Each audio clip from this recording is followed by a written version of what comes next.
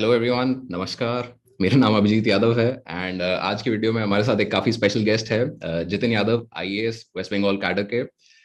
ये 2016 में इन्होंने सिविल सर्विसेज एग्जाम क्रैक किया था and will have a conversation in today's video about कि सिविल सर्विसेज एग्जाम में क्या नई चीज़ें हो रही हैं, लाइफ एज एन आईएएस क्या होती है, क्या क्या चीज़ें इन्हें नई सीखनी पड़ी, क्या क्या चीज़ें इन्हें पहले से पता थी एंड क्या एकदम ही नया एक्सपीरियंस हो रहा है जिंदगी में जो शायद पहले नहीं सोचा था। Right, so Jitin, welcome to the YouTube channel and how are you, क्या चल रहा है जिंदगी में? Thank you, Abhijit. Things are going fine. Currently in Calcutta, a beautiful place. Enjoying the cultural beauty of the place. And right now, I'm posted as Joint Secretary with the Mass Education Department. And बढ़िया चल रहा है. So, one of the first things that I've always wanted to ask कि life after Labasana, जैसे मतलब लबासना जाने के लिए I think it's a very very popular dream and अगर आप इंस्टाग्राम वगैरह पे जाते हो तो there are like tons of pages की भाई road to LBSNAA, dream of LBSNAA, et cetera et cetera et cetera. So a lot of people think and feel कि हाँ मतलब लबासना तक जाना है, बट उसके बाद सर्विस में what's the first posting like, कि पहली आपकी जो पोस्टिंग होती है, जो ट्रेनिंग के बाद आपको मिलती है, उसमें क्या होता है? How long are you in the state? Central deputation अगर आपको मिलती है तो वो किस तरीके से काम करती है? इसके बारे में आप कुछ बेसिक चीजें बताइए, because I am sure a lot of people would like to know. So basically, the training is divided into phases. The first glimpse of the field we get during the probationship only. So I was trained in a district named Uttar Dinajpur. It is just close to Siliguri. Yeah. And honestly speaking, I never heard the name of the district before. But it's right next to the chicken snake corridor, जिसको बोलते हैं, right? Exactly. So it's just like it had a like more than 290-kilometer border with Bangladesh. So basically, there's a long history behind it. There were the Dinajpurs before, then they were bifurcated. After 92, they were divided into south and north. So I used to describe to people, I'm posted near Darjeeling. So that sounded better because no one knew that where this place was, even my family members. Though the place was beautiful, completely rural. I've been born and brought up in Delhi NCR. I've never seen these sort of places before. So that was a very, very different experience for me. It helps us in being rooted because that's what the normal India is. Yeah. How many people stay in cities? At the end of the day, the population is not that much. That helped me a lot. We get trained under a district magistrate or a deputy commissioner or collector wherever. So उस posting में you are appointed as a SDM, right? नहीं. So we started as assistant collector and assistant magistrates. Okay. So and they give us a small room in the collectorate where we can sit, and they devise a schedule for us for various sections. That आज आपको इस section में जाके training लेनी है, आज आपको इस सेक्शन में जाना है, इस सेक्शन में जाना है, तो हम सारे सेक्शंस में जाते हैं, ऑफिसर्स जो वहां पर उनसे बात करते हैं और फिर धीरे धीरे समझते हैं, कहीं पर अगर फील्ड विजिट जरूरत है तो वहां पर चले जाते हैं. So essentially you're learning the job on the job, कि आपको सिखाया जा रहा है कि भाई इस डिपार्टमेंट में किस तरीके से काम होता है, क्या होता है. तो after this period of on the job training, I think एक बार आपको लबासना फिर से बुलाया जाता है फॉर 3 month फेज 2. तो how does that work? Phase 2 में क्या होता है? एंड लबासना में कोई मतलब ग्रेजुएशन, मतलब पासिंग आउट के टाइम पे एग्जाम होता है, क्या होता है उसमें? तो बेसिकली आपके एग्जाम हर टाइम पे होते हैं. एग्जाम आपके होते हैं. तो व्हेन स्टेट्स में जैसे हर जगह पे हमारे ट्रेनिंग इंस्टीट्यूट्स होते हैं, एटीआई वी कॉल इट. तो यहाँ पर एटीआई में एग्जाम होते हैं, लैंग्वेज का एग्जाम होता है. एटीएम का यहाँ फुल फॉर्म क्या है? Administrative training institute. Okay, great. So basically, Labasna is your central institute at national level. At each and every state, you have these ATIs. Names could be different. So in Bengal, they call it, Administrative Training Institute. And when you come to the state, they take your orientation course of a week or so. So like at this point, I'd just like simply like to interject कि बहुत सारे लोगों का ऐसा एक वो feeling होती है ना कि यूपीएससी निकाल लो, बस हो गया, फिर अब लाइफ सेट है, उसके बाद भी पेपर आने वाले हैं, ये नहीं रुक रहा है. एवरीवेयर अक्रॉस द कंट्री, हम जो प्रोबेशनर्स आते हैं, प्रोबेशन टाइम से आपके एग्जाम चालू हो जाते हैं. एंड कुछ लोग उसके बाद भी एग्जाम देते हैं. And once that is done, then you're good to go. And trust me, if you don't, if you're not clearing this exams, तो आपका finally ऐसा promotion भी रुक सकता है. ये Okay. ऐसा conduct rules में लिखा हुआ है. आपका Definitely. increment नहीं होगा, salary increment नहीं होगा. तो वो मतलब ये hold तो पे. आई थिंक अभी रिसेंटली मिशन कर्म योगी के बाद where there been a lot of talk about in service training and skill upgradation, तो I am sure definitely this will be included in the performance review as well. But So the first exam starts in the foundation course itself. तो जैसे हम मसूरी में जाते हैं तो वहीं पर ही आपका, and trust me, Mussoorie is very strict. मतलब आपको, आप सोच के देखिए कि सडनली जो लोग इतने साल मेहनत करके थोड़े फ्री हुए हैं और फाइनली उनका सिलेक्शन हो गया है, तो वो वहां जाके मतलब एकदम कॉलेज मोड में रहते हैं. और वहां पर जो हमारे फैकल्टीज है, those are basically senior officers only. तो वो लोग पूरा इंश्योर करते हैं कि उनके बिना पत्ता भी नहीं हिल सकता, ज्यादा छूट ना मिल जाए लोगों को, मतलब गलत Exactly. इंप्रेशन ना चला जाए. But the discipline is very important. मतलब I'll give you certain examples. Simple dress code से लेकर the way we speak, conduct कैसा होना चाहिए, ये सब लवासना की देन है. तो इनफैक्ट आज भी मतलब मैं इंश्योर करता हूँ कि मैं ऑफिस जा रहा हूँ तो शेव करूंगा. कपड़े अच्छे पहनने चाहिए. Otherwise You must look like an officer and not just like be an officer, right? Exactly. तो ऐसा मेरे साथ पहले हुआ है. कहीं एक रूम में गए एंड मैं किसी को नहीं जानता रूम में, और मुझे जिस सीनियर से मिलना है और मुझे उसको पॉइंट आउट करना है, तो मैं इमेजिन मैं उसका ड्रेस कोड देख के बता दूंगा कि ही इज द पर्सन जो है वहां पर. So and these are real instances. हाँ, and this is very important. क्यों? क्योंकि जैसे for instance you as an IAS officer, आपको फील्ड पे जाना है, आप इंस्टेंटली रिकग्नाइजेबल होने चाहिए कि हाँ जी ये बंदा आईएएस है. एंड ये कैसे पता चलेगा अगर आपने बोला नहीं, कोई जानता नहीं है आपको, तो this shows through your dress code and obviously that's very very important. तो देन फाउंडेशन कोर्स में आपका फर्स्ट टेस्ट होता है. देन आप डिस्ट्रिक्ट में आते हो. डिस्ट्रिक्ट में आपको असाइनमेंट्स मिलते हैं. हर महीने आपको असाइनमेंट देने हैं. एक डीओ लेटर देना होता है, demi official letter, way you explain कि भाई आप पूरे महीने आपने क्या करा है. फिर आपको हर महीने लैंग्वेज का एग्जाम होता है, वो करना होता है. फिर आपके विलेज असाइनमेंट, काफी सारे असाइनमेंट्स होते हैं, वो आपको करके अपलोड. लेट्स से जैसे आप वेस्ट बंगाल कैडर में हैं, तो आप बांग्ला सीख रहे हैं. मैं अब नहीं सीख रहा, मैं सीख गया हूँ. So obviously you've been there for a like significant हाँ, period of तो time now. Basically it's like exam की तरह था शुरू में, बट जैसे ही आप फील्ड पे जाते हो तो then it's like one on one interaction. And then जैसे जैसे एक बस इट्स लाइक थोड़े से आपके इनहिबिशंस होते हैं, you get rid of them. थोड़ा थोड़ा बोलना स्टार्ट करो तो फर्स्ट पोस्टिंग में आई वुड से 99% of the people they start speaking well. कुछ लोग और भी स्मार्ट होते हैं, वो प्रोबेशन से ही स्टार्ट हो जाते हैं. बहुत ही बढ़िया. So we were a batch of 14 and हमारे 14 में से आई थिंक 2-3 लोग प्रोबेशन में ही बोलने लग गए थे. बहुत अच्छी बांग्ला बोलते थे. And now I think all of us can talk in Bangla also. So I think ये बहुत ही जरूरी भी है. क्यों? क्योंकि मतलब आप जैसे उत्तरी दिजनापुर में पोस्टेड हैं, आई एम श्योर वहां पे इंग्लिश तो नहीं आती है, हिंदी भी मतलब प्रॉब्लमेटिक रहेगी. I had an advantage because that place is just closer to Bihar. Okay. वहाँ पर हिंदी थोड़ा बहुत फेमिलियर था, but being in the cadre I talk to other friends also. कोई केरला में है, तमिलनाडु में है, सब डिफरेंट जगहों में गए हुए हैं. तो after a gap of couple of years, पहली दूसरी पोस्टिंग में सब लोग ऑटोमेटिकली, मतलब ये ऑटोमेटिकली होता है. इसको तो, जैसे लैंग्वेज लर्निंग में देयर दिस क्या बोलते हैं स्टेज कॉल्ड इमर्जन. आप उस मतलब एक्सपीरियंस में डूबे हुए हो, आप जहां भी जा रहे हो आपको बांग्ला दिख रही है, आप जहां भी जिससे भी बात कर रहे हो बांग्ला सुन रहे हो, तो it becomes easier for you to and faster for you to pick up that language obviously. Yes, definitely. And when you work on it a bit, मतलब उसके बाद आप जाइए, जब काम करते हैं और आप जब बांग्ला में बोलते हैं तो पीपल आर इन ऑ, कि अरे देखो बाहर का बंदा है, बांग्ला बोल रहा है, और उसका इम्पैक्ट अलग से आता है. तो nothing can beat the local language. Definitely. क्योंकि जब आप किसी की भाषा में बोल पाते हो तो they become much more receptive कि भाई वो आपकी सुनना चाहते हैं, वो सुन सकते हैं क्योंकि वो समझ पा रहे हैं आपको. तो other than that obviously please tell us a little bit about your UPSC journey. आपने कैसे तैयारी करी थी जब आप प्रीलिम्स की तैयारी करते थे, या सीसैट की जब आप तैयारी करते थे? बिकॉज आज की डेट में सीसैट एक बहुत बड़ा ज्वालामुखी फट रहा है लोगों के ऊपर, क्योंकि हर साल I think I know great people जो 110 तक पेपर 1 में मार रहे हैं एंड फिर वो सीसैट में अटक जाते हैं. तो it has become a great problematic issue. How was your experience during preparation with CSAT, with preparation in general? कैसे तैयारी करी थी आपने डिफरेंट स्टेजेस की? So I wrote the paper thrice.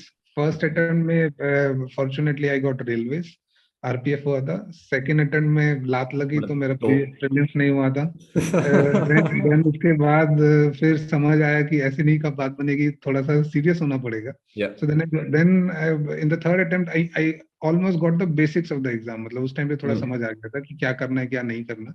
I just stuck to my policies, क्या क्या करना है, और उसके बेसिस पे देन आई इंश्योर्ड कि 10 नंबर के ऊपर मेरा कट ऑफ के ऊपर आए। तो I exactly got 10 marks above the cut of.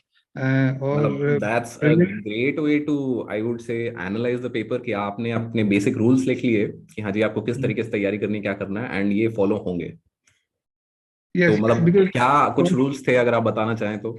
तो जैसे फर्स्ट टाइम में मेरा 2 नंबर से कट ऑफ क्लियर हुआ था, सेकंड टाइम में 2 नंबर से नहीं हुआ।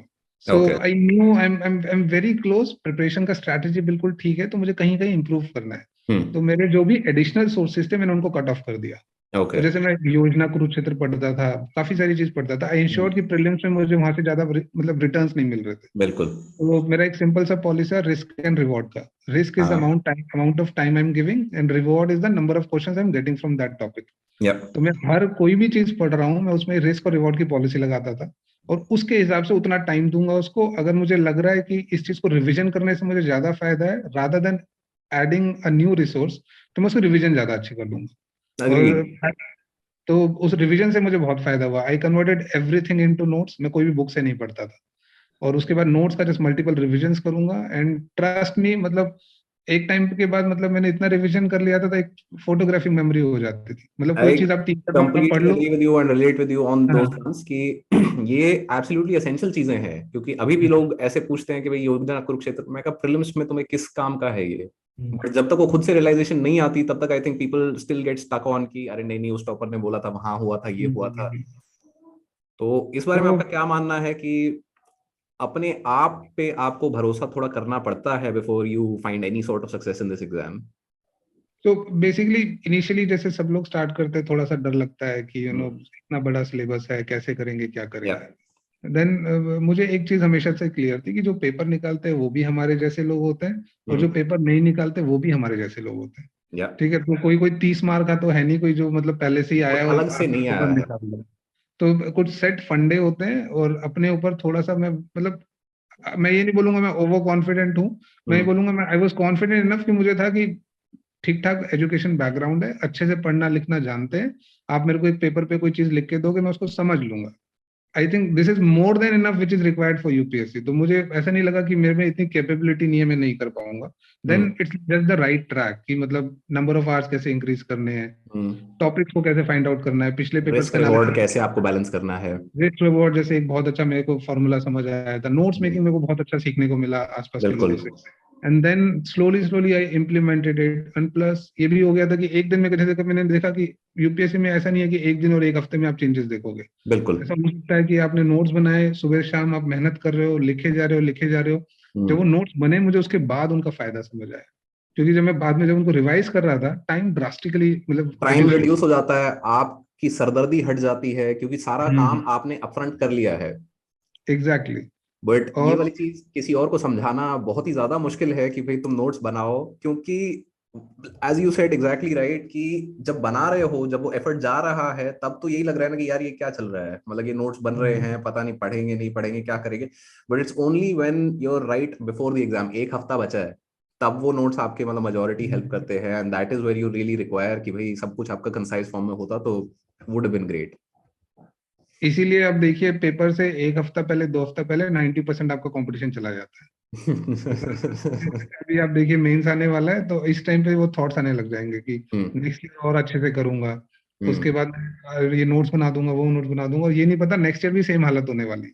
एग्जैक्टली। तो मतलब ये मुझे लगा कि अगर ये यहाँ पर थोड़े फंडे क्लियर हो, एंड व्हेन वी टेक कुछ कुछ प्रॉब्लम्स आपको मिलती है रास्ते में, जैसे आप जर्नी करते हो यूपीएससी में कर रहे हो, तो हम्म। आपको कुछ प्रॉब्लम्स आएंगी। अगर हम ये चीज को समझ जाए कि ये सिर्फ हम हमारे साथ नहीं हो रहा है, ये सबके साथ होता है, देन एग्री। आई थिंक उसको फेस करना बहुत ईजी हो जाता है। फिर तो एक वो थोड़ा रिलेटेबिलिटी आ जाती है ना कि तुम अकेले नहीं हो, लोग हम्म, पहले भी इस रास्ते जा चुके हैं, जूझ चुके हैं इन चीजों हम्म, से, एंड तुम भी जूझ सकते हो। बट वो रियलाइजेशन आना इन द मिडल ऑफ, क्योंकि केओस और मतलब वो बहुत सिंपल सी चीज होती है ना कि if you're going through hell keep going, बोलना आसान है, दिक्कत कहाँ आती कि when you are going through hell, तो ये चीज याद नहीं आती कि भाई चलते रहो। तब चलते होता है रहे। कि ओ हो भाई क्या हो गया हमारे साथ, क्या चल रहा है क्या नहीं है। And I think that's the case with a lot of aspirants, जैसे कि आप अभी बोल रहे थे कि भाई people will start thinking about मैं नेक्स्ट ईयर नोट्स बनाऊंगा, बट ये नहीं सोच रहे कि भाई नेक्स्ट ईयर भी यही होंगे। So exactly, so basically vision में थोड़ा सा इशू रहता है। जैसे मान लीजिए मैं जब भी कोई नोट्स बनाता था वो इस इंटेंशन से बनाता था, मैं पूरे साल में जो भी पढ़ रहा हूँ मेरे को लास्ट महीने में अपने अपनी आंखों के नीचे से निकालना है उसको। अग्रीड। अब मैं कितनी बार उसको निकाल पाता हूँ वो बोनस है। तो मैं ये सोचता था कि एक या दो बार निकल जाए जल्दी जल्दी से काफी है, अगर उसे ज्यादा बार रिवीजन हो जाए then it is additional bonus depending on the availability of time. So limited resources, multiple revisions, I think that was more than enough. मुझे लगा कि मैं इससे ज्यादा रिटेन नहीं कर पाऊंगा। तो जैसे आप देखिए कट ऑफ भी कितना आता है these days, cut off is less than 50% of the score. या तो वो हमें 200 में से 200 स्कोर करने को बोल ही नहीं रहे। तो बिल्कुल। लिमिटेड, जैसे मान लीजिए अगर मैंने मॉडर्न हिस्ट्री में एक बुक पढ़ ली है, तो अगर मैं उसके लिए दूसरी बुक पढ़ता हूँ तो दोनों बुक में बहुत जमीन आसमान का डिफरेंस नहीं होगा। अगर मैं एक बुक से ही रिटेन कर पा रहा हूँ that is more important rather than adding an additional resource. Agreed. So if I have to ask you कि जैसे कि आपने प्रीलिम्स के लिए एक बहुत ही सिंपल रिस्क रिवॉर्ड वाली चीज बनाई थी कि भाई योजना कुरुक्षेत्र अगर मदद नहीं कर रही है तो उसको हटा दो, मेंस के लिए आपने नोट्स बनाए, उसके अलावा आपकी मेंस की क्या स्ट्रैटेजी थी, and what would you advise to people जो अभी 2021 का मेंस इन जनवरी देने वाले हैं? So how should they go about it, how should they use their last few weeks of preparation?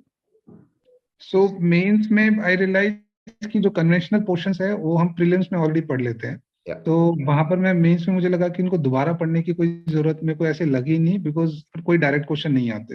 Rarely they ask कि जो आप ट्रेडिशनल बुक्स में से, जैसे मान लो प्रेसिडेंट की पावर्स क्या है, यू नो कोई दूसरा कोई क्वेश्चन डायरेक्टली बुक से उठ के आ गया, वो मेंस में बहुत कम आता है। अग्रीड। तो slowly and slowly we realize कि भाई करंट अफेयर से ये क्वेश्चन उठ के आ रहे हैं और उसके अंदर हमें अपनी कन्वेंशनल वाली नॉलेज को पुट इन करना है। या तो मोर और लेस हम प्रीलिम्स में वो नॉलेज ठीक ठाक गेन कर लेते हैं कि उसको बीच में डाल सके। तो इंश्योर कि मैं करंट अफेयर्स का अच्छे से रिवीजन करूं। तो लाइक अपार्ट फ्रॉम GS1 में थोड़ा बहुत कन्वेंशनल पढ़ा होगा, लाइक कल्चर हो गया आपका, वर्ल्ड या हिस्ट्री हो गया। बाकी जैसे GS2-3 में मैं कोई कन्वेंशनल टॉपिक नहीं पढ़ता था, मैं उसको सिर्फ करंट अफेयर से पढ़ता था। और करंट अफेयर्स में आप आज के टाइम पे बुकलेट्स देखिए, उसके अंदर वो खुद ही अपना जो कन्वेंशन वाला पार्ट है उसको कवर कर देते हैं। तो तो जैसे मान आई लो think cyber, yes. agreed, but since you gave the exam in 2016 तो यहाँ से थोड़ा मे भी शायद पैटर्न चेंज हो गया है, क्योंकि आई थिंक 2019 एंड 2020, मैंने 2019 का पेपर नहीं दिया था बट आई गेव 2020, तो things are moved slightly more towards static. कि जो करंट, जैसे आई थिंक 16 और 17 का जो पेपर आया था उसमें it was very very heavy current, कि भाई फॉर इंस्टेंस जैसे मेंस 365 वाली जो चीजें होती है काफी डिटेल में आपसे पूछी, पार्लियामेंट्री फंक्शनिंग कैसी है या कोई स्कीम चल रही है उसके बारे में बता दीजिए। आज की डेट में पिछले 2 साल में I don't think there have been a lot of schemes और any of these things, but this thing that you said here कि जो हमारी कन्वेंशनल नॉलेज हमने गेन करी है which was useful for prelims, apply अभी भी उसी चीज को करना है। सवाल इतना डायरेक्ट आपका मे बी शायद करंट अफेयर से ना आए, but it is somewhere related to those things, कि जैसे आप पूछ लेंगे आपसे कि भाई ट्रिब्यूनल की फंक्शनिंग का क्या प्रॉब्लम चल रहा है, how is it impacting judicial independence, right? So those kinds of questions are being asked, and obviously जो चीजें आप बोल रहे हैं यहाँ पे कि मल्टीपल रिविजन्स, अपने नोट्स बनाना, I think those are still very very valid, except कि बैलेंस थोड़ा सा मे बी शायद शिफ्ट हो गया, it's not current as much, कि अब स्टैटिक की तरफ थोड़ा ज्यादा आने लगा है। ट्रू ट्रू, रिसेंटली थोड़ा सा पैटर्न चेंज हुआ है।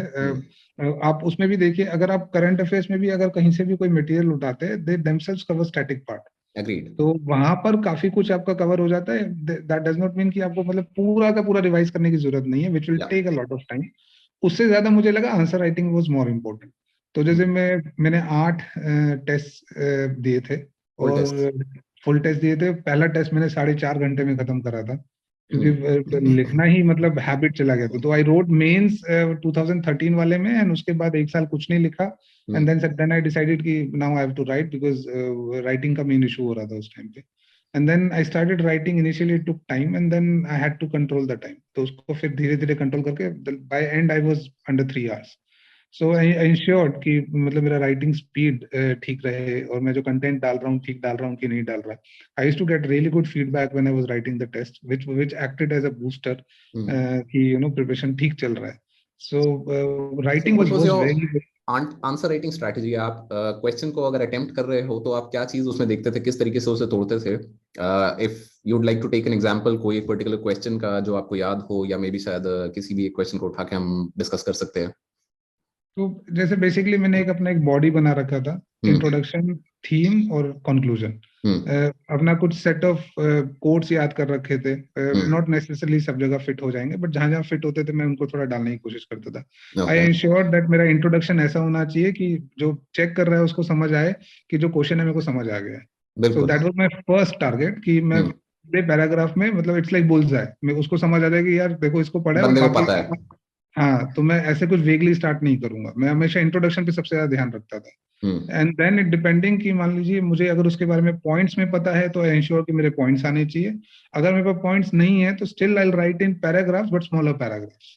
तो जस्ट फुल लेंथ एक गो में नहीं लिखूंगा, because I worked with Vision IAS for some time and I used to check copies over there. So when I was checking copies I realize कि जब ऐसे कोई लिखता है तो अच्छा नहीं लगता।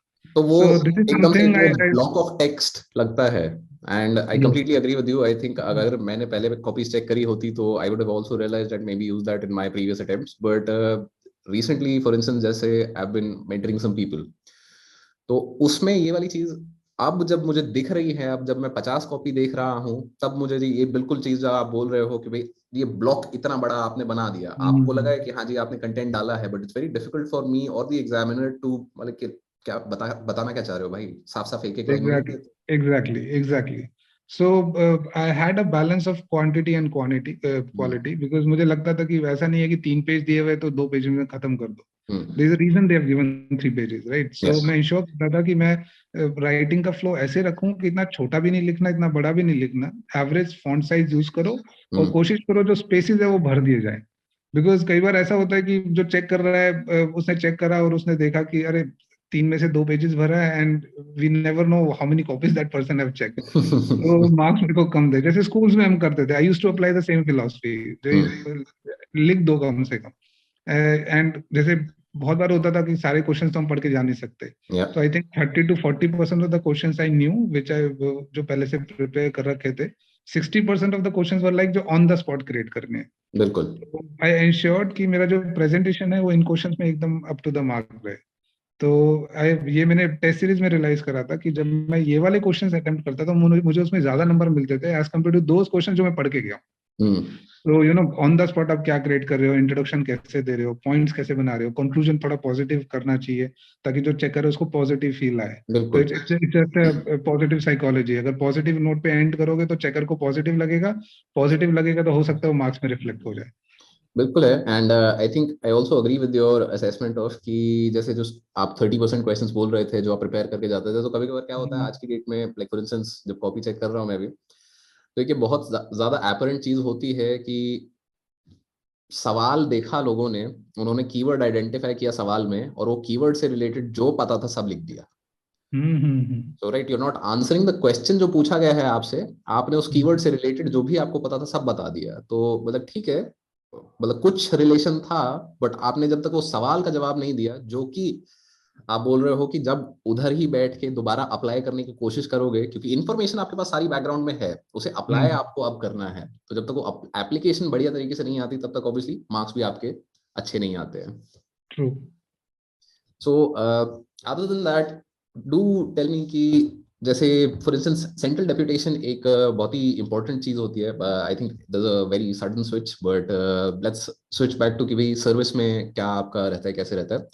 सो जो सेंट्रल डेप्यूटेशन आपकी होती है, so I think we were just discussing this before the call, तो यू हैड टोल्ड मी कि 9 साल के बाद आप सेंट्रल डेप्यूटेशन के लिए अप्लाई कर सकते हो, राइट? तो हाउ डज दैट वर्क, कि एप्लीकेशन का प्रोसेस क्या होता है, एंड वहां पे क्या सिलेक्शन रिजेक्शन का क्राइटेरिया होता है, एंड मतलब चांसेस कैसे रहते हैं? So basically, there are two ways to go from the cadre. One is you can go to your home state Okay. for a deputation of 5 years. वो आप inter cadre deputation पे जाते हो. So let's say I'm from Haryana. So after 9 years of service, I can apply for a post in Haryana. Okay. Now depends, for that my cadre state will have to give me one NOC, and the accepting state, my home state, it has Will to give also me. have to approve. तो दोनों जगह से जैसे आपको NOC मिल जाएगा, you are good to go. Similarly आपका central deputations का भी होता है, तो आप 9 साल के बाद अप्लाई कर सकते हैं, बट मोस्टली मैक्सिमम लोग अब 16 साल के बाद अप्लाई करते हैं जब वो जॉइंट सेक्रेटरीशिप के लिए एलिजिबल हो जाते हैं। ऐसा क्यों?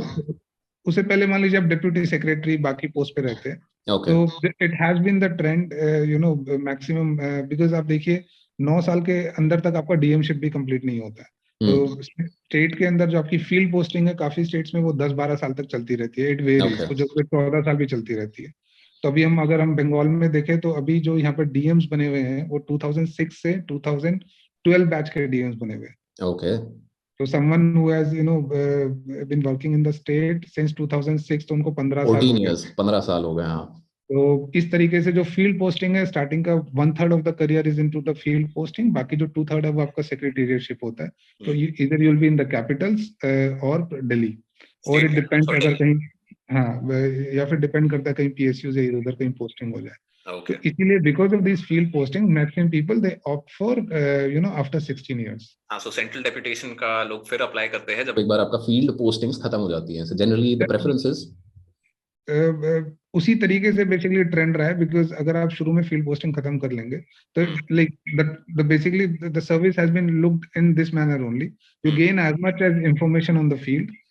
फील्ड पे पहले ग्राउंड लेवल पे पूरा समझिए, तो जैसे फर्स्ट पोस्टिंग एसडीएम होता है, उसके बाद एडीसी या एडिशनल डिस्ट्रिक्ट मजिस्ट्रेट जहां जहां पर बनाते हैं, या सीडीओ बनाते हैं, या डिस्ट्रिक्ट मजिस्ट्रेट हो गए, तो ये सारे पोस्टिंग ग्राउंड के पोस्टिंग है। आप उस टाइम पे फील्ड पे हो, एकदम डिस्ट्रिक्ट्स में बैठे हुए वहां पर बैठ के काम कर रहे हो।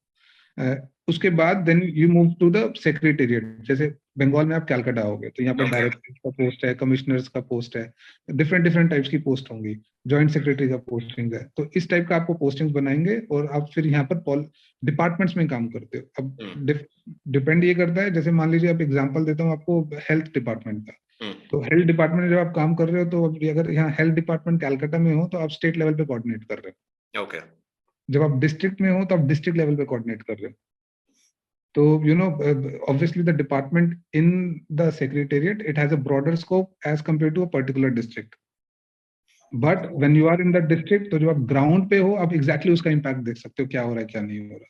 तो आपको ग्राउंड की नॉलेज से you come to the departments and then over there आप आगे चल के पॉलिसी मेकिंग इन चीजों में घुस जाते हैं, ताकि आपको पता है कि देखो ग्राउंड पे ये सेटअप है, ऐसे करने से ऐसे हो सकता है, में ये दिक्कत आएगी, तो exactly. उसको आप प्लानिंग में अकाउंट करोगे। So you can connect the dots better when you have worked properly on the field. हाँ, सो एसेंशियली अगर यूपीएससी प्रेप का इस पे एग्जांपल दिया जाए तो जब तक आप वो दिन में बैठ के 10-12 घंटे एक बार घिस के नहीं देखोगे, तब तक वो सिर्फ प्लान पे लिख लिया कि हाँ जी पॉलिटी ये 10 दिन में करना है, वो नहीं होने वाला है। आपको देखना पड़ेगा कि हाँ जी वो 10 घंटा करना आसान नहीं है, क्या क्या दिक्कतें आती है कि बीच में डिस्ट्रैक्शन है, ये है वो है। तो then when you plan it you include those things and it depends on the life also, the way we have seen, the way we grew up। और जैसे हम तैयारी करते हैं तो बत्ती वाली गाड़ी, हाँ, आपका सिक्योरिटी है। बत्ती वाली गाड़ी किसी को नहीं मिलती ना, एक्सेप्ट फॉर द प्रेसिडेंट। हाँ, तो तो ये सारे अट्रैक्शन पॉइंट होते थे, बट ये सारी जो चीजें आप देखेंगे ये पहले सिर्फ फील्ड पे ही होता है। when you come to the secretariat, it's sort of a corporate life.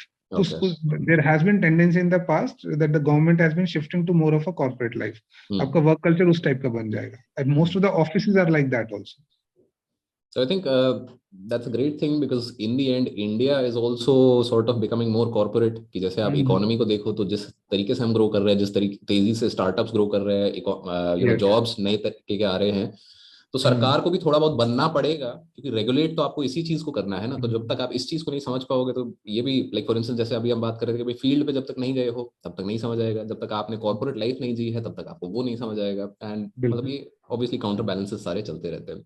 And coming back to your previous question कि इसके बाद बेसिकली दिल्ली वाला फेज होता है, तो मतलब मान लीजिए कोई 16 साल के बाद दिल्ली में जाता है, कोई फिक्स नहीं है, वो 16 का 18 भी हो सकता है, 20 भी हो सकता है, 22 साल भी हो सकता है। How long does the central deputation last? Total if I can recollect, I think it's around 7 years जो टोटल होता है। मतलब total in your service life 7 साल आप सेंटर में रहो। 7 साल आप रह सकते हो। I am still not sure because it's too early for me, इतना मैंने भी सोचा ही नहीं है, बट जितना मैं रिकलेक्ट कर पा रहा हूँ through the lectures and all in Mussoorie, I think it is 7 years।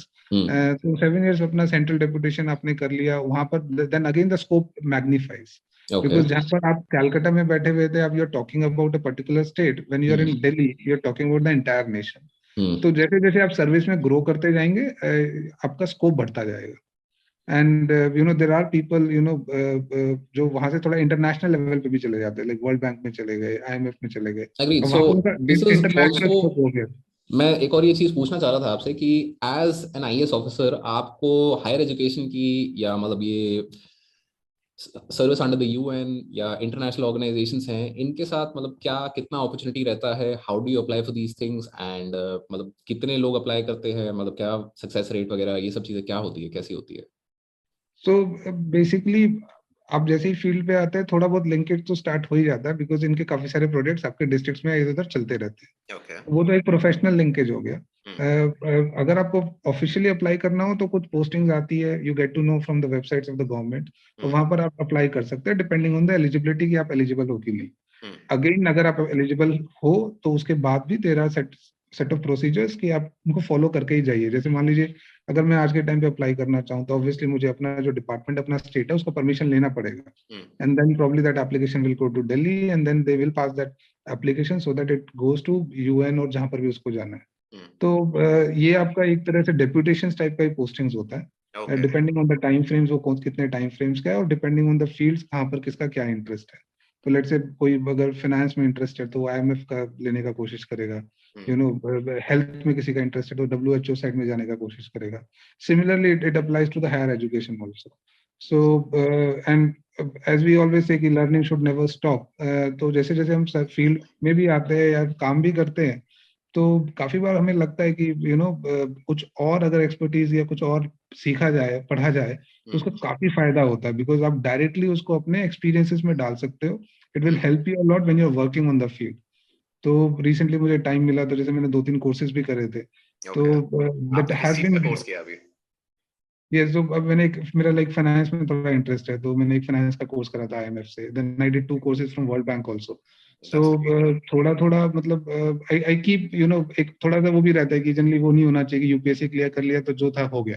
Because आप देखिए जितना आप जैसे देयर इज अ सेइंग ना कि आप जितना आपको पता चलेगा चीजों के बारे में आपको उतना ही पता चलता है कि आपको कितना नहीं पता। नहीं पता है, एग्जैक्टली. जितना हम देखते हैं, because one thing which is there in the service is the exposure. बहुत ट्रेमेंडस लेवल का एक्सपोजर है, द प्लेसेस और the kind of people you interact with. तो डे बाय डे आपका एक्सपोजर बढ़ता जाएगा तो आपको भी पता चलेगा कि yes the kind of information और the kind of knowledge we have gained over the years वो भी एक लिमिटेड ही होती है at the end of the day. तो there are people I know many many officers वो हमेशा कुछ ना कुछ करते रहते हैं, कुछ पढ़ते रहते हैं कि if I do this, like I did a course on smart cities, because smart cities के आजकल काफी चर्चाओं में भी है, बहुत स्कोप भी है। So I thought if I gain something out of the course and probably if I working on the field उसको कुछ apply करा जाए तो there'll be something good about it. तो एक ये तो आई थिंक चार्ली मुंगर का कोट है.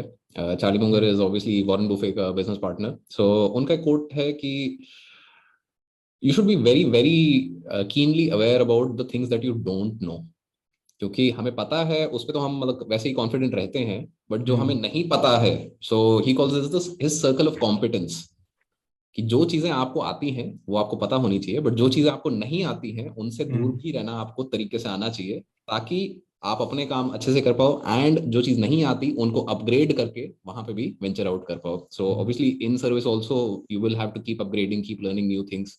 And actually this starts in UPSC preparation only. Yeah. So when we start initially हमें लगता है जितना पढ़ना है उतना पढ़ लेना चाहिए, but over the years we realize कि ऐसा नहीं है, क्या नहीं पढ़ना वो भी बहुत इंपॉर्टेंट है.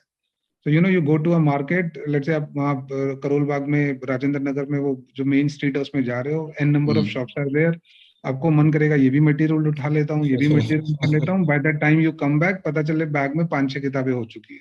हाँ, सो आई थिंक लोगों को मटेरियल कलेक्टर बनने में बहुत शौक होता है rather than कि भाई एक्चुअल डिस्ट्रिक्ट कलेक्टर बनना. I also used to do that. I also used to do that, but I ensured कि मैं जब पढ़ रहा हूँ मैं वही पढ़ूंगा जो अगर मान लो बाई चांस पैसा भी वेस्ट कर दिया बट मैं टाइम वेस्ट नहीं करूंगा. तो आई इंश्योर्ड कि ये बुक ले ली है बट अगर टाइम नहीं मिल रहा तो नहीं पढ़ेंगे, कोई बात नहीं. So I found that a lot of people are finding it difficult these days कि क्या नहीं पढ़ना, तो इसलिए just stick to the basic source. एक बार 6 महीने उसमें अगर निकाल दो तो more or less I think समझ आ जाता है कि अब इसमें क्या करना है. So ये एक I think coming back to preparation for a bit कि this is a very very persistent thing जो कि एक्चुअली मैं आपसे भी पूछना चाह रहा था. बहुत लोगों को ये फिक्सेशन रहता है कि भाई फर्स्ट अटेम्प्ट में क्लियर करना है, आप मुझे कम से कम जो मिनिमम चीज है करनी है वो बता दो, मेरे को फर्स्ट अटेम्प्ट में ही क्लियर करना है।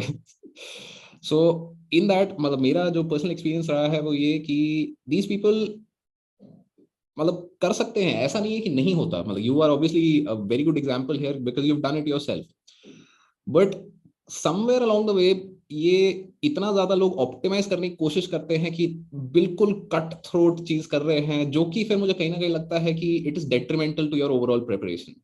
मतलब what is your take on this कि अगर फर्स्ट अटेम्प्ट में क्लियर करना है तो कैसे होता है, एंड जनरल लोग इसमें क्या गलती करते हैं, मतलब general age I in feel, हाँ बताइए।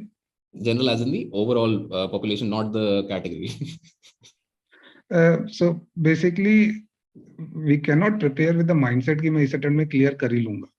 तो you know we just prepare, होना होगा तो हो जाएगा, नहीं होगा तो उसके बाद भी जब डिसाइड करा है। तो when I came for UPSC I decided कि I will probably write for 2-3 attempts. मैं दो ओके। तीन साल का मार्जिन लेके आया था कि अगर 2-3 साल में नहीं निकलता I will do something else और साइड में देता रहूंगा। This was my way of looking at the paper because you know investing 2 to 3 years in UPSC, more or less you understand the basic nuances of the exam. इतना course भी पढ़ लेते हैं कि उसके बाद डेली 3-4 घंटे या 4 घंटे भी, around 5 hours per day is more than enough. मतलब आपको सुबह से शाम खाली बैठने की जरूरत नहीं है।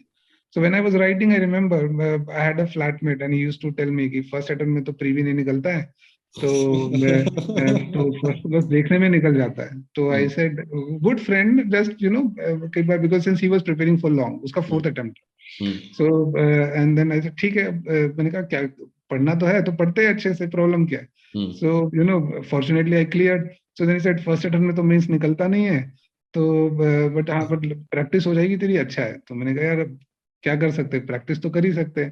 तो देन आई एंश्योर्ड कि ठीक है, I did not go with the mindset कि I will clear the mains. I went with the mindset कि नहीं मैं क्लियर नहीं कर पाऊंगा but I will give my best shot, कि वो 3 घंटे में मुझे सबसे अपना बेस्ट वर्जन देना है, जितना भी पता है उससे अच्छा दूंगा। तो fortunately I cleared mains also. And then is like यार देख फर्स्ट अटेम्प्ट में तो होता नहीं है, तो अच्छा है वो फर्स्ट अटेम्प्ट में इंटरव्यू का प्रैक्टिस हो जाएगा।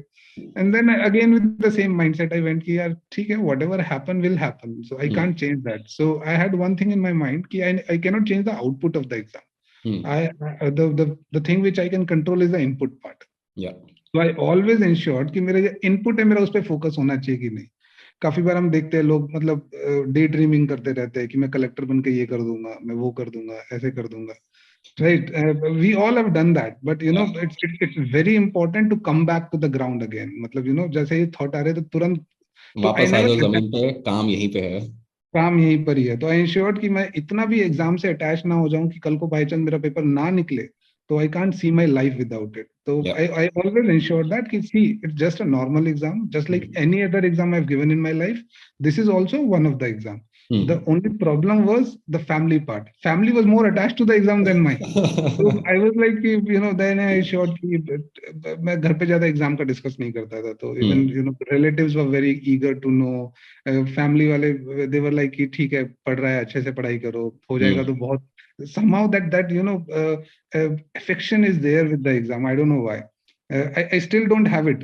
मतलब fortunately मुझे somehow वो चीज That's a अपने very बारे में good अच्छी thing. लगती है कि मैं अभी भी अटैच नहीं हूँ इस चीज से इतना। तो you no just like any other service we should look it at a service only. So exposure अच्छा है, scope अच्छा है, we get a lot of opportunities and you end up to places which you never imagined कि you can go to those places in your life. Like I was you know posted in Cooch Behar. I never imagined in my life I can go to Cooch Behar and you know get so much you know attached to the people of that place that I'm still attached to those people now. So So for those that don't know, Cooch Behar is in जो waste Bengal का ऊपर वाला part आता है, that is where that is. And Cooch Behar की there's a very interesting story कि भाई महाराजा of Cooch Behar and Berar, उन्होंने मतलब we this study was that in modern yeah. history and it is just basically West Bengal का सिलीगुड़ी के right में जो portion है वहां पर जो आसाम से टच होता है, that portion Yeah. Fagan.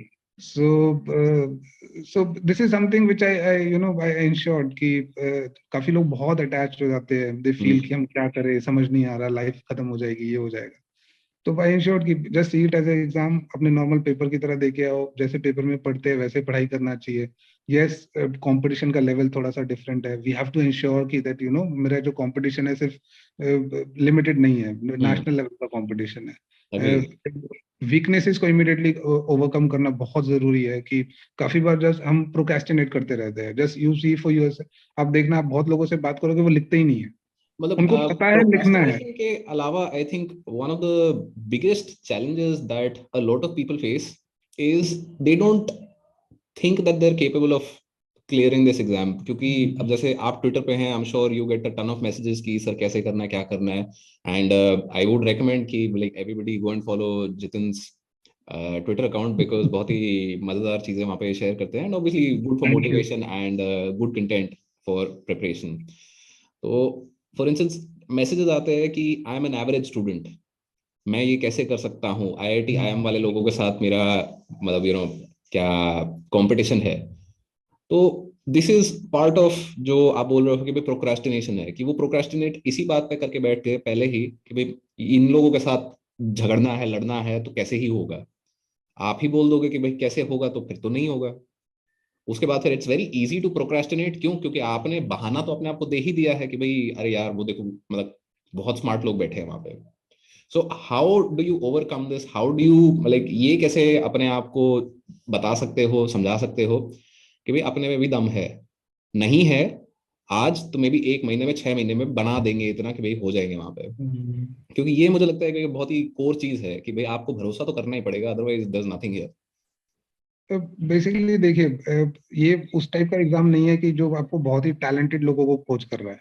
या ये एग्जाम हार्डवर्क वाले लोगों का है, एंड आई पर्सनली बिलीव, मैं सर्विस में आने के बाद मुझे 5 साल हो गए, मैं बहुत जूनियर से मिलता हूँ, इधर उधर बहुत लोगों से बात होती है। आई ऑलवेज फेल्ट कि this exam is meant for those who are hard working. मैं बहुत टैलेंटेड लोग देखे, वो एग्जाम नहीं निकाल पाए, या ऑनेस्टली स्पीकिंग, मेरे दोस्त भी है वो। तो आज भी हम दोस्त हैं, अच्छे से बात करते हैं, we are in touch, life long friends रहेंगे। बट अगर वो दिमाग के अंदर घुस गया कि मैं टैलेंटेड हूँ, मैं निकाल लूंगा, तो then you are gone. Yes. This exam requires hard work, consistency, और आपको लगे रहना है लंबी रेस के घोड़े की तरह। तो नहीं निकला तो नहीं निकला भाई, अगर नेक्स्ट ईयर अटेम्प्ट दे रहे हो तो इंश्योर करो उसको लिखते रहो। मतलब ये जैसे मैं बोल रहा था कि वीकनेसेस को ओवरकम करना बहुत जरूरी है, कि बिल्कुल। There are n number of factors, we have to be jack of all trades. तो जैसे जैसे आपकी जहां जहां वीकनेस है, इमीडिएटली उसको ओवरकम करो, पेपर की डिमांड को इमीडिएटली एड्रेस करो। आंसर राइटिंग चाहिए तो आंसर राइटिंग लिखना शुरू कर दो, नहीं लाइक आई आता तो गेट, सीखो। सीखो। बिकॉज और काफी बार होता है कि देखिए आज के टाइम पे बहुत सारे ऑफिसर्स ऑनलाइन प्रेजेंट है, या और आज से 5 साल पहले 6 साल पहले कोई भी बिल्कुल कुछ प्रेजेंट नहीं नहीं था। था। मैं खुद मैसेजेस करता था, कोई मेरे को रिप्लाई भी नहीं करता था। मेरे को याद है मैंने फेसबुक पे मैसेजेस करे हुए हैं, मुझे कहीं से रिप्लाई नहीं आता, तो आई इंश्योर कि कोई मुझे मैसेज कर रहा है तो मैं उसको एटलीस्ट रिप्लाई कर दूं। सो सो डेफिनेटली आप इन्हें जाके मैसेज कर सकते हैं ट्विटर पे।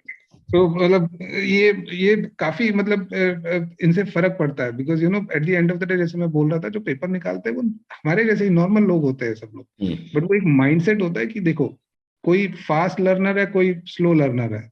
स्लो लर्नर कुछ नहीं होता, बेसिकली फास्ट लर्नर होता है भाई किसी कुछ, अब देखिए कुछ लोग होंगे जो एक बार पढ़ के याद रख सकते हैं। अगर मैं उस टाइप का नहीं हूँ, जैसे मैं ऐसा नहीं था, मैं एक बार पढ़ता था मैं 2 दिन में भूल जाऊंगा। तो मुझे उसका एक तरीका निकालना है, ताकि मुझे इसको याद करने के लिए क्या करना पड़ेगा। तो बिल्कुल। I use to convert that into notes, notes की रिवीजन करता था। एंड में पेपर में दोनों लोगों को याद रहेगा, जो तेज पढ़ रहा है उसको याद रह रहा है, जिसको रिवीजन कर रहा है उसको भी याद रह रहा है। We are on the same platform. तो we have to understand our memory techniques, learning styles, उसकी अंडरस्टैंडिंग होनी चाहिए। दिस इज वेयर अपने साइकोलॉजी। आप की अंडरस्टैंडिंग होनी चाहिए कि भाई आपको क्या रिक्वायर्ड है। फॉर इंस्टेंस आपने बोला कि भाई मैं नहीं था, तो भाई अब क्या करना है। इस पे रुको मत कि भाई मैं नहीं हूं, बोले अगर नहीं हो तो now what do you need to do now. अगर आप कर सकते हो, एग्जैक्टली। एक बारी में याद हो जाता तो बहुत ही बढ़िया, क्या जा रहा है।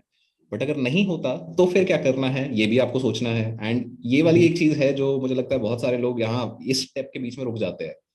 देर लाइक कि अरे मैं तो स्लो लर्नर हूँ, और बस वो वहीं बैठ जाते हैं कि भाई अब कुछ नहीं हो सकता। तो ये नहीं करना है आपको। This is where you need to push through, this is where you need to learn कि भाई आप किस तरीके से सीख सकते हो, आप किस तरीके से चीजों को याद रख सकते हो। उसके लिए बथेरी दुनिया में मतलब रिसोर्सेज है ऑब्वियसली। मेरे चैनल पे भी मैं बहुत चीजें इस तरीके की डालता रहता हूँ कि भाई कैसे आप मेमोरी इंप्रूव करें, क्या करें।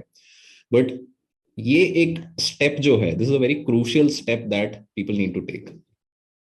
सो बेसिकली इसके अंदर आपको एक ओवर आर्चिंग ट्रेड दिख जाता है, basically you have to be problem solver. आप यस। फील्ड पे आते हो, आपको हर जगह प्रॉब्लम्स दिखेगी, उनको सॉल्व करना है। तो when we are preparing also, हर चीज एक पजल की तरह है, उस पजल को सॉल्व कीजिए, सॉल्यूशन ओरिएंटेड दिमाग बनाइए और मूव ऑन करते जाइए।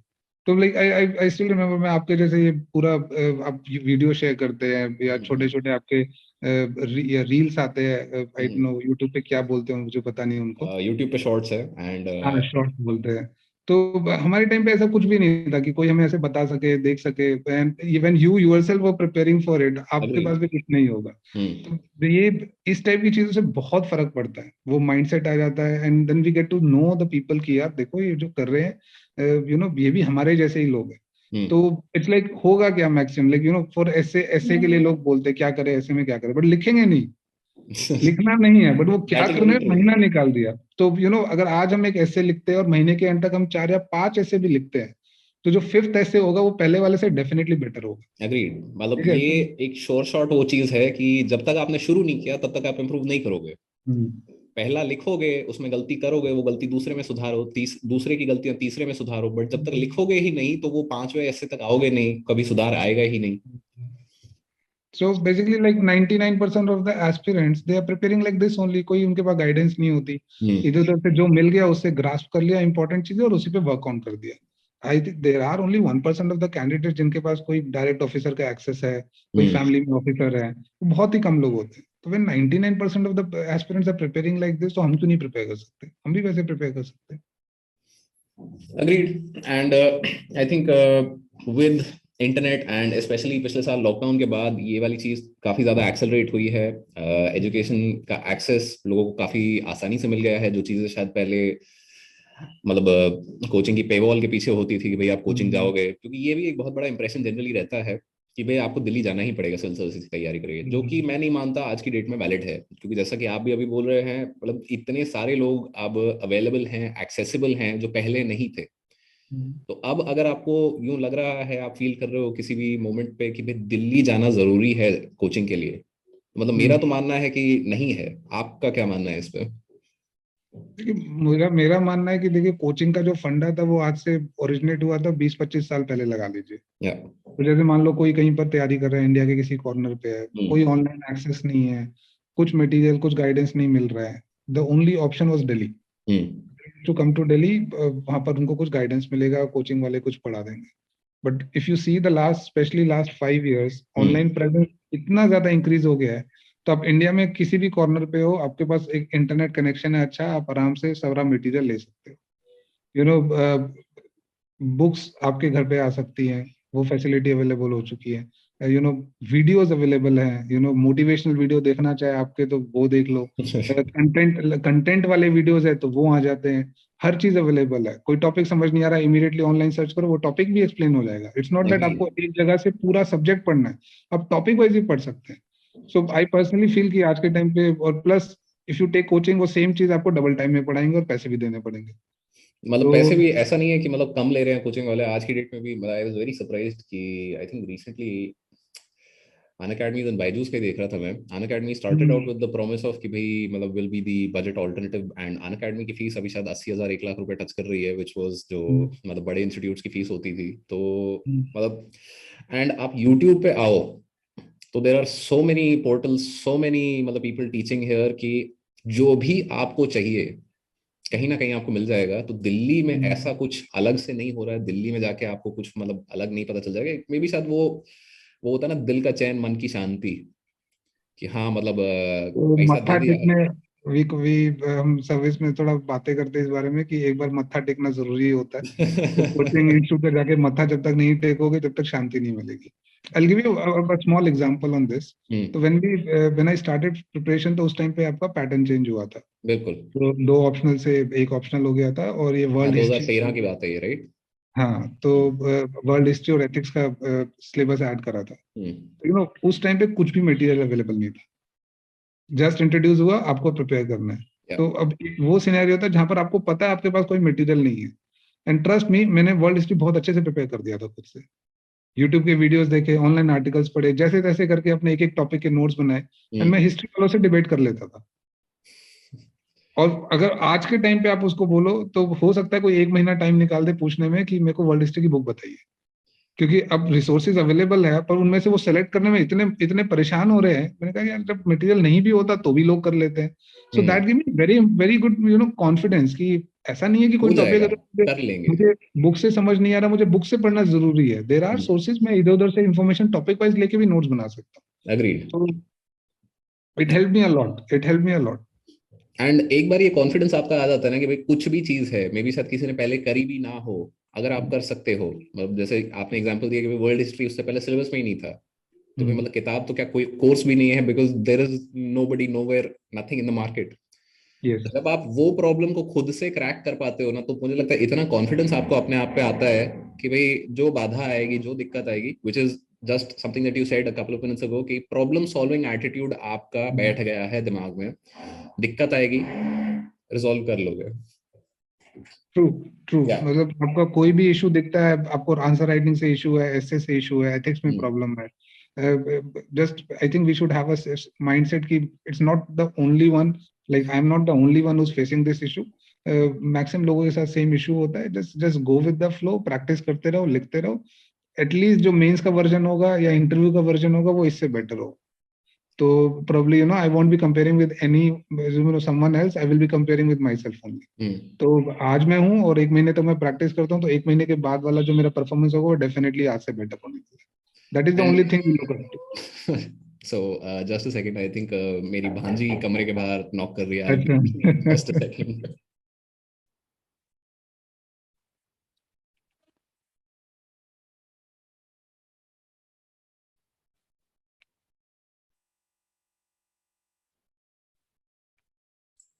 Sorry for the interruption, but like I think Jatin, आपका मैंने काफी टाइम भी ले लिया है। I suddenly realise I think we have been talking for about an hour और सो, यस। एंड मतलब it's been great talking to you. मतलब काफी आसान था आपसे, क्योंकि जो कुछ चीजें जैसे, मतलब ये मैं मानता हूँ कि ऑनलाइन प्रेजेंस बहुत सारे ऑफिसर्स की है, but I have seen your writing and आप काफी वहाँ पे क्लियर लिखते हैं, एंड ये क्लैरिटी लिखने में तब आती है जब आपकी थिंकिंग में क्लैरिटी हो। तो मतलब this is something that I have seen with your profile, and आज आपसे बात करके भी यही फील है कि भाई मतलब दिमाग में सफाई है, सिधाई है, दिख रहा है क्या करना है, कैसे करना है, नहीं आता तो सीख लेंगे।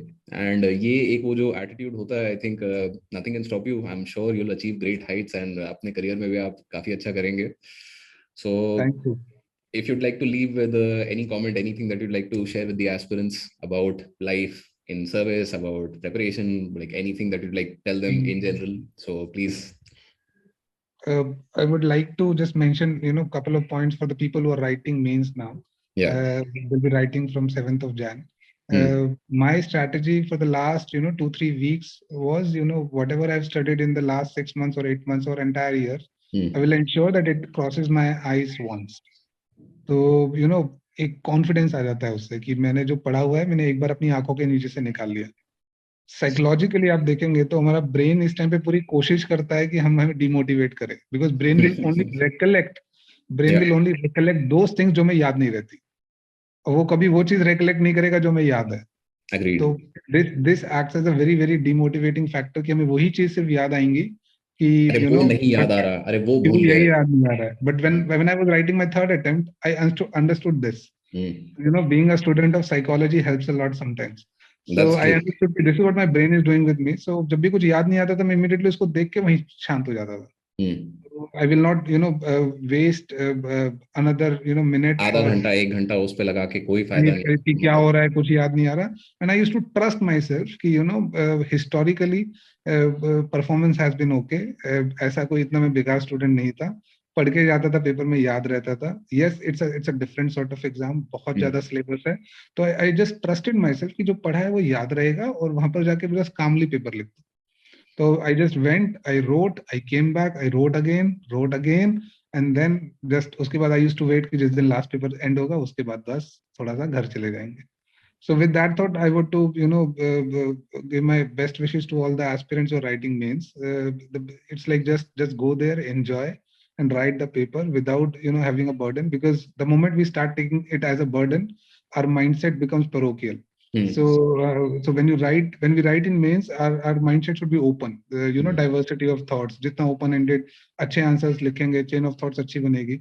तो उसके लिए calmness और composedness होना बहुत जरूरी है। So बिल्कुल.